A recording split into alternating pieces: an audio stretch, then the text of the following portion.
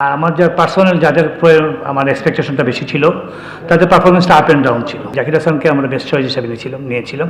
Zakir Hasan captainship করার জন্য ও নিজে থেকে আগ্রহ প্রকাশ করেনি। আসলে ওদের কাছে কৃতজ্ঞ যে জিনিসটা হচ্ছে আজকেও আমাদের প্লেয়ারদের 75% ক্লিয়ার করে ফেলেছে এবং আমাদের সব কিছুই ফ্লুয়েন্টলি ছিল। আসলে হচ্ছে কি আমাদের আপনারা সবাই অবগত যে আমাদের প্রথম তো টার্গেট ছিল আমাদের দলের ক্যাপ্টেন হবে মাশরাফি। আনফর্চুনেটলি মাশরাফি হয়তো রেডি ছিল না খেলার জন্য, এই জন্য খেলতে পারে নাই। তারপরে আমরা চেষ্টা করেছি জাকিরকে ক্যাপ্টেন করা, জাকির হাসানকে আমরা বেস্ট চয়েস হিসেবে নিয়েছিলাম। জাকির হাসান ক্যাপ্টেনশিপ করার জন্য ও নিজে থেকে আগ্রহ প্রকাশ করেনি। কাউকে তো জোর করে দেওয়া যায় না।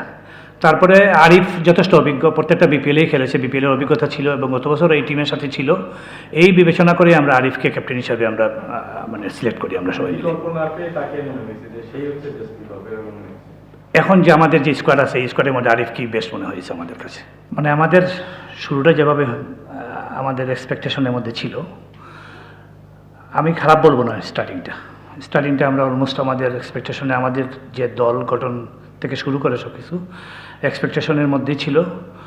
সিলেটে আমাদের প্রথম দিকে বড় খেলাগুলোই ছিল, যদিও কাগজের মধ্যে বড় রংপুর এবং বরিশাল টিম। টি-20তে আমি এটা বিশ্বাস করি না, টি-20তে ইকুয়ালি সবই। তারপরও আমরা ভালো ক্রিকেটে ওদের সাথে খেলতে পারি নাই। আর আমার যে পার্সোনাল যাদের আমার এক্সপেকটেশনটা বেশি ছিল তাদের পারফরমেন্সটা আপ অ্যান্ড ডাউন ছিল। ওদের যদি পারফরমেন্সটা হতো তাহলে আমাদের দল আরও ভালো কিছু করতো। আর আসলে এটা আমার প্রথম বিপিএলের হেড কোচ হিসাবে কাজ করা। নিশ্চয়ই একটা পয়েন্টেবলি বলে দেয় আমার অভিজ্ঞতা, আমার এক্সপিরিয়েন্সটা কেমন হয়েছে।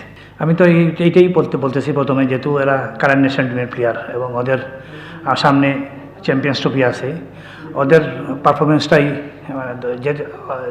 তাদের নিজেদের জন্য যেভাবে লাভবান হতো ঠিক আমাদের দলের জন্য এটা লাভবান হতো।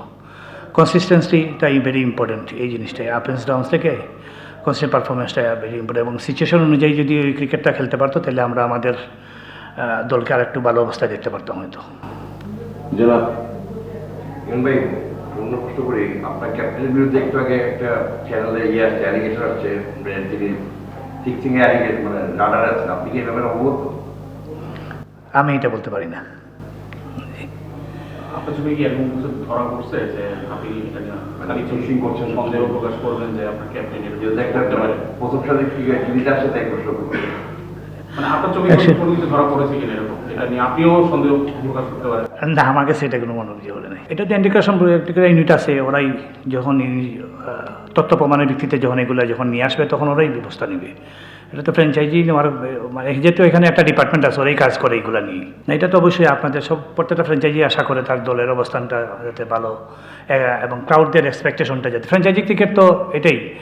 তা আমাদের দলের আসলে ফ্র্যাঞ্চাইজি, আমি তাদেরকে বিশেষভাবে ধন্যবাদ জানাই। তারা শেষ পর্যন্ত প্রত্যেকটা খেলোয়াড়ের সাথে ছিল এবং সবাইকে চেষ্টা করেছে বুস্ট আপ করার জন্য এবং তাদের সাপোর্টটা ছিল যে আমাদের দলটা যাতে ভালো কিছু করে এই অবস্থা। কিন্তু আসলে আমরা ওই প্রত্যাশা অনুযায়ী ওদেরকে এই পারফরমেন্সটা দিতে পারিনি। আমরা আসলে ওদের কাছে কৃতজ্ঞ যে জিনিসটা হচ্ছে আজকেও আমাদের প্লেয়ারদের 75% ক্লিয়ার করে ফেলেছে এবং আমাদের সব কিছুই ফ্লুয়েন্টলি ছিল। তো আমাদের এটা হলে আমরা এটা নিয়ে বলতেছিলাম, প্রতিবারই বলি যে আমাদের ফ্র্যাঞ্চাইজি ওরা চেষ্টা করতেছে ভালো কিছু করার জন্য, কিন্তু আমরা ওদেরকে তো রিটার্ন দিতে হবে, গিভ অ্যান্ড টেক। এটা সব কিছু দিলে একটা ফ্র্যাঞ্চাইজি আবার উৎসাহ নিয়ে আবার হয়তো আসবে এখানে, যেহেতু এইবার শেষ, আবার নতুন করে আবার আসবে টিম করতে। তো তাদের জন্য এটা ভালো হয়, এটা যদি একটা এক্সপিরিয়েন্সটা ভালো হয়।